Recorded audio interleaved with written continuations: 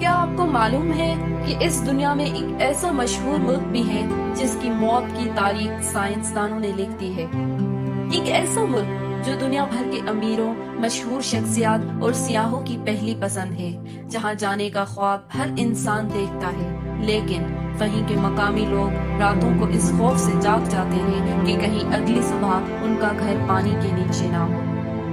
ہم کسی افسانے کی بات نہیں کر رہے، بلکہ دنیا کے سب سے خوبصورت ہالیڈے ڈیسٹینیشن کی بات کر رہے ہیں، جسے ہم مالدیپ کے نام سے جانتے ہیں۔ مگر سوال یہ ہے کہ آخر قدرت کے اس شاہکار کو کون آہستہ آہستہ نگل رہا ہے؟ خطرہ بہت واضح اور بھیانک ہے۔ مالدیپ دنیا کا سب سے نچلا ملک ہے۔ اس کی اونچائی سمندر سے صرف 1 سے 1.5 میٹر ہے، یعنی ایک عام انسان کے قد سے بھی کم۔ سائنسدان وارننگ دے چکے ہیں کہ اگر سمندر کی سطح اسی طرح بڑھتی رہی تو اس صدی کے آخر تک مالدیپ کا 80% حصہ مکمل طور پر سمندر بند ہو جائے گا۔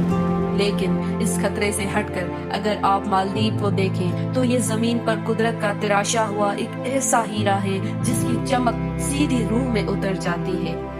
ذرا تصور کریں، دور دور تک پھیلا ہوا نیلا سمندر جس کا پانی اتنا صاف ہے کہ نیچے تیرتی ہوئی رنگ برنگی مچھلیاں بھی صاف نظر آتی ہیں۔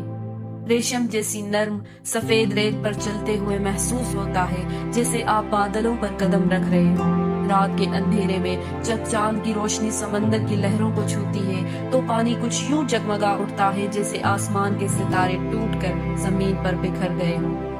یہ وہ خوبصورتی ہے جو انسان کو ہپنوٹائز کر دیتی ہے، جسے دیکھ کر لوگ دنیا کا ہر غم بھول جاتے ہیں۔ مگر اس جنت کو ہماری ہی نظر لگ گئی ہے۔ یہ ڈوب کیوں رہا ہے؟ اس کی سب سے بڑی وجہ کلائمیٹ چینج اور گلوبل وارمنگ ہے۔ دنیا بھر میں چلنے والی فیکٹریوں اور گاڑیوں کا دھواں ہماری زمین کو گرم کر رہا ہے۔ اس گرمی کی وجہ سے دنیا کے برفانی علاقوں کی برف تیزی سے پگھل کر سمندروں میں آ رہی ہے، اور یہ ایک واضح سائنسی حقیقت ہے کہ جب سمندروں میں پانی کی مقدار بڑھے گی تو سمندر کی سطح کا اوپر آنا ایک قدرتی بات ہے، کیونکہ مالدیپ کی اونچائی بہت کم ہے۔ اس لیے پانی کا تھوڑا سا بڑھنا بھی اس ملک کے لیے بہت بڑا خطرہ ہے۔ اس خطرے کا ایک خطرناک ٹریلر دنیا نے حال ہی میں اگست 2021 میں دیکھا۔ مالدیپ میں اچانک سمندر کی انتہائی اونچی لہریں، جنہیں کنگ ٹائیڈز کہا جاتا ہے، ساحل کی رکاوٹیں توڑ کر سیدھا شہروں میں داخل ہو گئی۔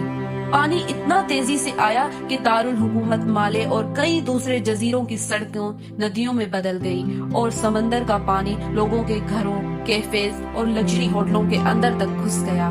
یہ واقعہ پوری دنیا کے لیے ایک وارننگ تھا کہ جب سمندر مچلتا ہے تو یہ خوبصورت جنت کتنی بے بس ہو جاتی ہے۔ یہاں سب سے حیران کرنے والی بات یہ ہے کہ مالدیپ چپ چاپ ہاتھ پر ہاتھ رکھ کر نہیں بیٹھا۔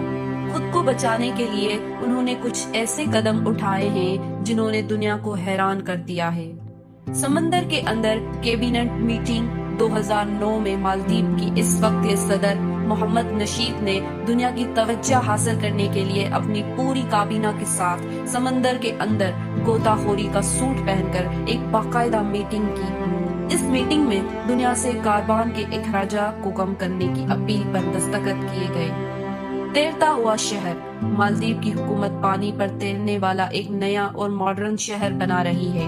یہ شہر 20,000 لوگوں کا گھر ہوگا، اور جیسے جیسے پانی بڑھے گا یہ شہر بھی اوپر کی طرف تیرنے لگے گا۔ نئے ملک کی تلاش۔ اس سے بھی زیادہ حیرانی کی بات یہ ہے کہ مالدیپ کی حکومت نے پیسے جمع کرنا شروع کر دیے تھے تاکہ اگر ان کا ملک سچ میں ڈوب جائے تو وہ انڈیا، سری لنکا یا آسٹریلیا جیسے ممالک میں زمین خرید کر اپنے لوگوں کو وہاں شفٹ کر سکیں۔ مالدیپ صرف ایک ملک کا نام نہیں ہے، یہ قدرت کی وہ پہلی وارننگ ہے جو بتا رہی ہے کہ اگر ہم نے آج اپنی حرکتیں نہیں بدلی تو کل نیو یارک، لندن اور کراچی جیسے ساحلی شہروں کا بھی یہی انجام ہوگا۔